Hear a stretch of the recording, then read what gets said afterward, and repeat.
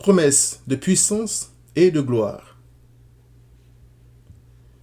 Que faut-il faire pour avoir ici et maintenant ce que le monde appelle puissance et gloire? C'est très facile. Il faut simplement se prosterner devant Satan. Quand il tentait Christ, il a dit ceci: « Je te donnerai toute cette puissance et la gloire de ces royaumes, car elle m'a été donnée. Et je la donne à qui je veux. Si donc tu te prosternes devant moi, elle sera toute à toi. » Luc 4, versets 5 à 7. Beaucoup cèdent à Satan parce qu'ils veulent vivre heureux ici et maintenant. Ils disent que venir à Christ, c'est choisir la pauvreté, la médiocrité, la tristesse et une attente interminable.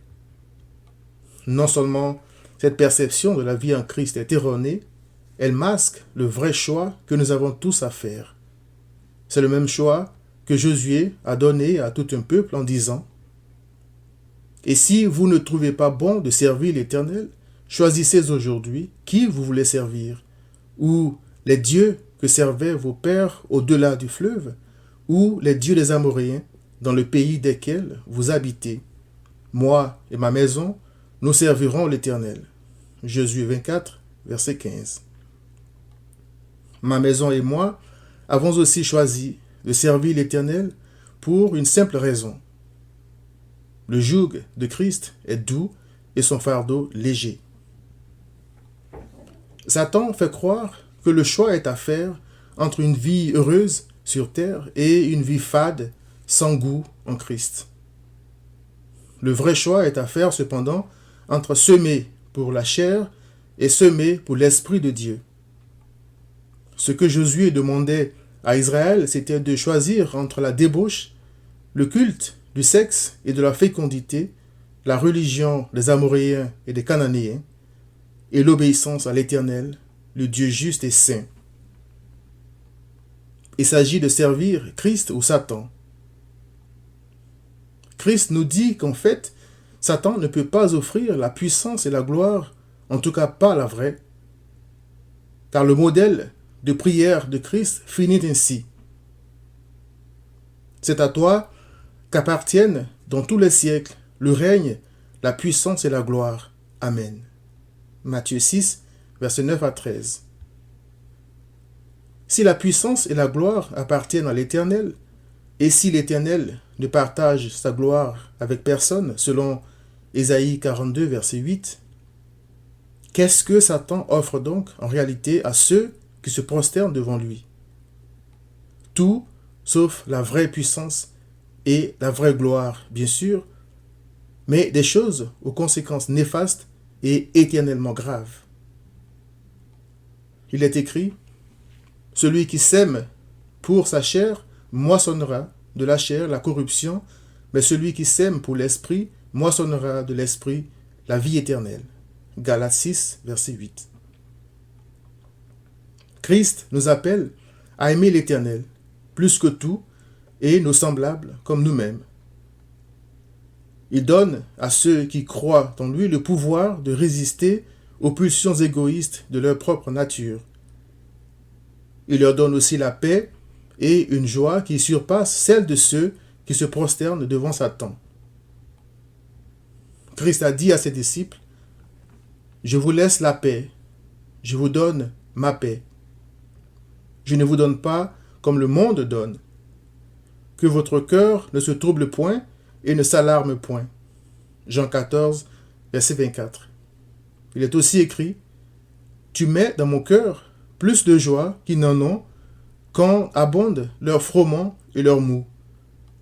Je me couche et je m'endors en paix, car toi seul, ô Éternel, tu me donnes la sécurité dans ma demeure. » Psaume 4, versets 7 à 8.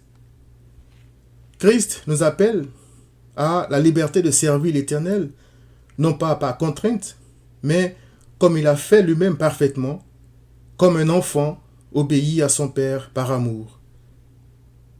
Il est écrit: « Nous aussi, de la même manière, lorsque nous étions enfants, nous étions sous l'esclavage des rudiments du monde. Mais lorsque les temps ont été accomplis Dieu a envoyé son Fils né d'une femme, né sous la loi, afin qu'il rachetât ceux qui étaient sous la loi, afin que nous reçussions l'adoption. Et parce que vous êtes fils, Dieu a envoyé dans nos cœurs l'esprit de son Fils, lequel crie « Abba, Père ». Ainsi, tu n'es plus esclave, mais fils, et si tu es fils, tu es aussi héritier par la grâce de Dieu. Galates 4, versets 3 à 7. Amen et Amen. Existe-t-il une meilleure gloire sur terre que celle d'être fils de Dieu et co-héritier avec Christ d'une gloire éternelle? Christ s'est lui-même dépouillé pour rendre cela possible à ceux qui croient en lui. Il est écrit, « Tu adoreras le Seigneur ton Dieu et tu le serviras lui seul. » Luc 4, verset 8, a répondu Christ à Satan alors qu'il avait très soif et très faim après 40 jours et 40 nuits de jeûne. Christ a ainsi résisté à Satan afin que ma soif et ma faim sur terre ne me poussent plus à me prosterner devant Satan pour le servir. Quant à la pauvreté et la misère que les gens croient être le partage des croyants, il est écrit, « Les lionceaux éprouvent la disette et la faim, mais ceux qui cherchent l'Éternel ne sont privés d'aucun bien. » Psaume 34, verset 10. Et aussi, « Si donc, méchants comme vous l'êtes, vous savez donner de bonnes choses à vos enfants, à combien plus forte raison, votre Père qui est dans les cieux donnera-t-il de bonnes choses à ceux qui les lui demandent. » Matthieu 7, verset 11. Christ appelle ses brebis à l'excellence. Il est écrit, « Faites tout pour la gloire de Dieu. » 1 Corinthiens 10, 31.